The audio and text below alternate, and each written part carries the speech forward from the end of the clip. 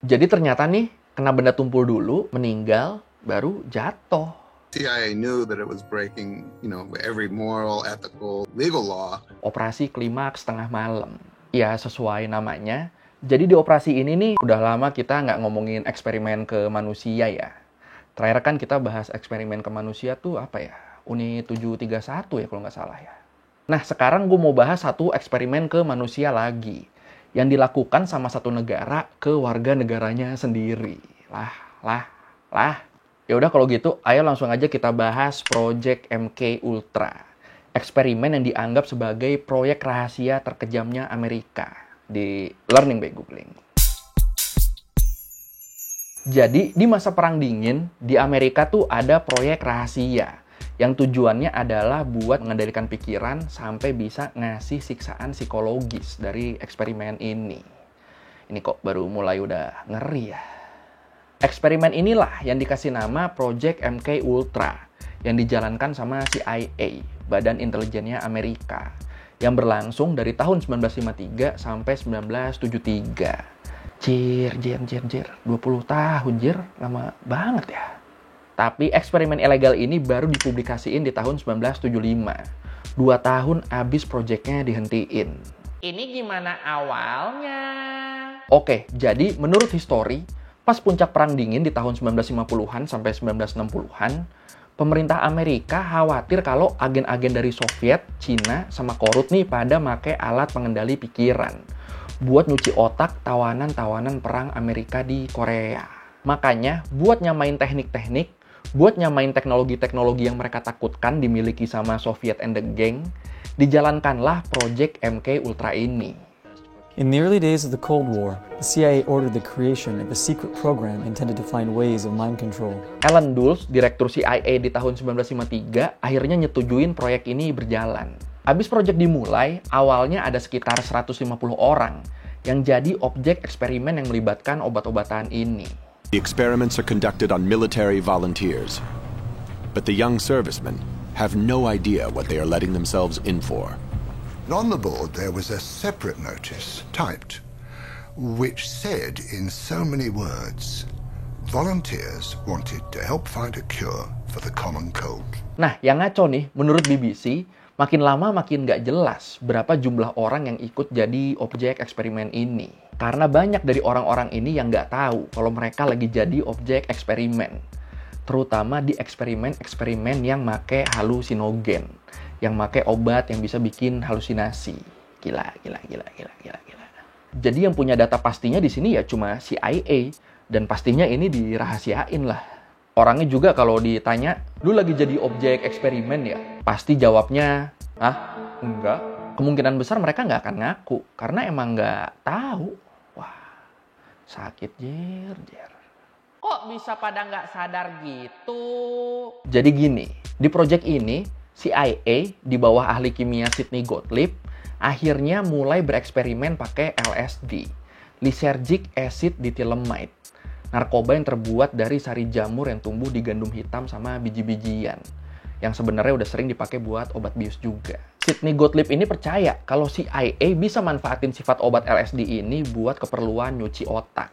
Nah, buat mencapai tujuannya ini, doi pastinya harus tahu dulu gimana efek penggunaan bahan biologis dan kimia ke perubahan sifat manusia. Dan akhirnya, buat mempercepat penelitian, CIA sampai ngedanain lebih dari 30 universitas dan institusi buat neliti tentang efek LSD yang mereka pakai. Nah, dengan apa ya? Dengan iming-iming penelitian ini, LSD ini akhirnya secara diam-diam dikasih ke banyak orang. Ke karyawan CIA sendiri dikasih, ke tentara Amerika dikasih, ke pasien RSJ dikasih, bahkan masyarakat umum juga banyak yang dikasih. Dan ngasihnya udah pasti diam-diam, tanpa orang-orang ini sadar. Yalah. Gimana cara ngasih diam-diamnya? Ya, ada banyak caranya. Salah satu caranya yang terkenal itu namanya Operation Midnight Climax. Operasi Klimaks tengah malam. Ya, sesuai namanya. Jadi di operasi ini nih, CIA ngebayar beberapa PSK buat diem-diem ngasih obat LSD ke tamu mereka. Ya paling sering dimasukin ke minuman pasti ya.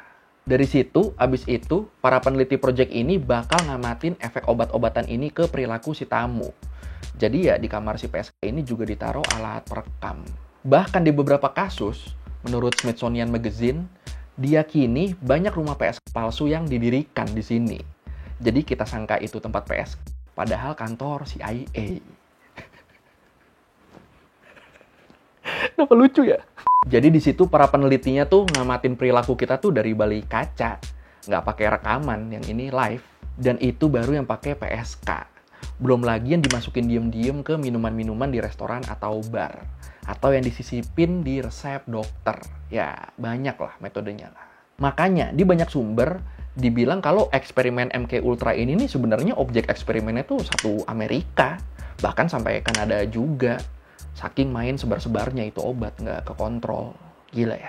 Ini baru namanya negara seenaknya ke rakyatnya tuh ini kali ya. Patients at psychiatric hospitals, prisoners in federal institutions, and even people in the public were given drugs without their awareness or consent. Dan ingat sekali lagi, proyek ini nih proyek rahasia banget. Di CIA sendiri yang tahu ya nggak semua orang. Makanya tadi pegawai CIA juga banyak yang diem-diem dikasih obat ini kan. Tapi akhirnya, masih menurut Smithsonian Magazine, semua pelan-pelan kebuka setelah apa yang terjadi ke Frank Olson, seorang peneliti dari Angkatan Darat Amerika. Emang Frank ini kenapa? Jadi suatu hari, Sidney Gottlieb sama beberapa petinggi CIA ngadain rapat rahasia. Dan Frank Olson jadi salah satu yang diundang ke rapat ini. Pas lagi rapat, Frank Olson ini sempat minum 1 gelas koktail yang emang disediain. Dan 20 menit abis dia minum, baru dia dikasih tahu kalau minuman yang dia minum bareng 4 ilmuwan lainnya tuh ternyata udah dibubuhin LSD. Lah, anjir.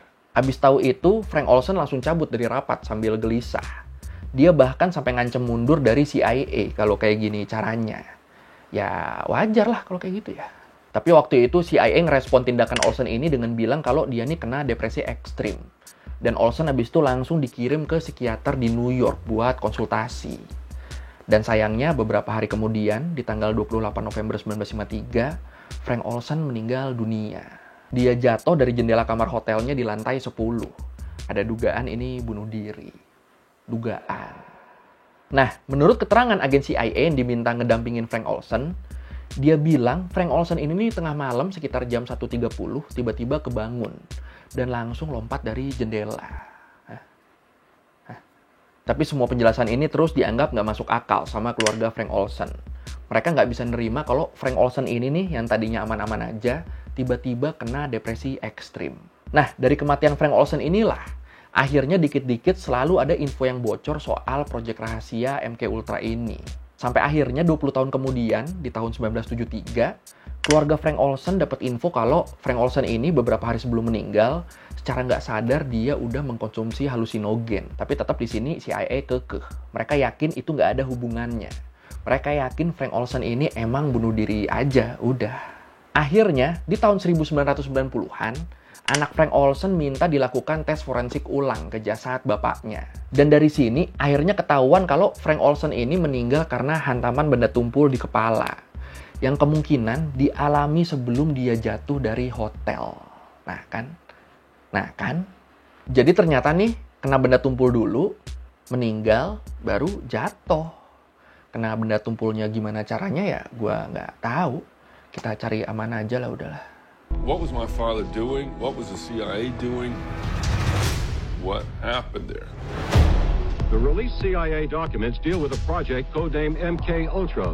Dan yang lebih gilanya lagi, menurut New York Times, ternyata Frank Olson ini bukan satu-satunya korban dari eksperimen ini. Ternyata ada satu petenis yang lagi menjalani perawatan di New York Psychiatric Institute gara-gara depresi abis cerai sama istrinya. Akhirnya petenis ini koma terus meninggal abis mengkonsumsi obat yang dibubuhin LSD-nya CIA tadi. Iya, endingnya sama-sama meninggal gara-gara eksperimen ini. Bedanya, kalau Frank Olson tadi tewas karena hantaman benda tumpul di kepala, kalau petenis ini meninggal karena emang efek obatnya. Selain itu, Ken Kesey, penulis novel One Flew Over the Cuckoo's Nest, dia juga ngaku kalau dia tuh ngajuin diri buat jadi objek eksperimen MK Ultra. Dari situ terus Ken Kesey ini nih ngepromosiin obat LSD ini buat pesta party. Dan ya udah, makin banyak yang konsumsi LSD ini akhirnya, dan ini nggak kekontrol. Dan diyakini pesta-pesta LSD ini yang ikut mempengaruhi budaya hippie di tahun 1960-an. Wah, nyambung ternyata ya. Selain itu, orang-orang terkenal lainnya yang ternyata ikut jadi sukarelawan dan nyebarin LSD ini nih, ada penulis lagu Robert Hunter, sama James Joseph Whitey Bulger. Doi ini mafia di Boston. Gila ya, bener-bener masuk ke semua kalangan ya obat ini ya. Another common practice was the hosting and observing of LSD-induced parties with live music. These parties were called acid tests, and the culture that grew out of them played a key role in the development of the hippie and psychedelic movements a few years later. Tapi balik lagi ya, kita nggak akan bisa tahu secara spesifik siapa korbannya, atau terutama siapa aja yang nyebarinnya, kecuali kalau orangnya ngaku. Kalau orangnya nggak ngaku ya udah, nggak akan ada yang tahu. Kenapa bisa gitu? Karena di tahun 1973, Direktur CIA waktu itu, Richard Helms, mutusin buat ngancurin semua dokumen yang berkaitan sama MK Ultra. Tapi proyek ini akhirnya tetap bocor ke publik di tahun 1975. Lewat penyelidikan yang dilakukan Komite Gereja sama Rockefeller Commission. Dari situ ketahuan kalau ternyata eksperimen ini nih dihentiin bukan karena mulai banyak korban berjatuhan. Bukan karena itu. Terus karena apa? Karena setelah sekian banyak orang random yang jadi korban, yang jadi objek penelitian, endingnya pihak CIA nyimpulin kalau sifat dari reaksi LSD ini nih terlalu nggak terduga buat sebuah riset penelitian. Akhirnya ya dihentiin eksperimennya. Bodoh amat itu satu negara udah terkontaminasi obat-obatan. Nggak bisa diandu ini.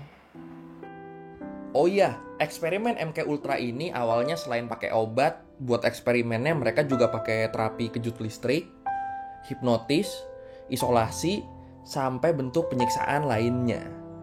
Tapi emang yang pakai obat ini yang besar-besaran banget. Dan pada akhirnya, orang-orang yang sempat jadi bahan penelitian MK Ultra ini pada menderita trauma berkepanjangan. Efeknya kebanyakan pada kayak Frank Olson abis dia minum tadi. Depresi ekstrim yang bakal terus mereka bawa sampai mati. CIA knew that it was breaking, every moral, ethical, and legal law. Di tahun 1995, Presiden Amerika waktu itu, Bill Clinton, akhirnya ngakuin adanya eksperimen ini dan dia minta maaf. Dia sadar udah ngeracunin banyak tubuh orang Amerika lewat eksperimen ini. Gimana menurut lu setelah 22 tahun, apakah minta maaf aja cukup? Silakan komen. They all were behind it. They all knew what they were doing, but they weren't doing it out of care or love. They were doing it out of military and political reasons. Oke, sekian dari Googling kali ini tentang Project MK Ultra. Project yang dianggap sebagai project rahasia paling jahatnya Amerika. Ya, gila aja. Rakyatnya sendiri loh dijadiin objek eksperimen loh.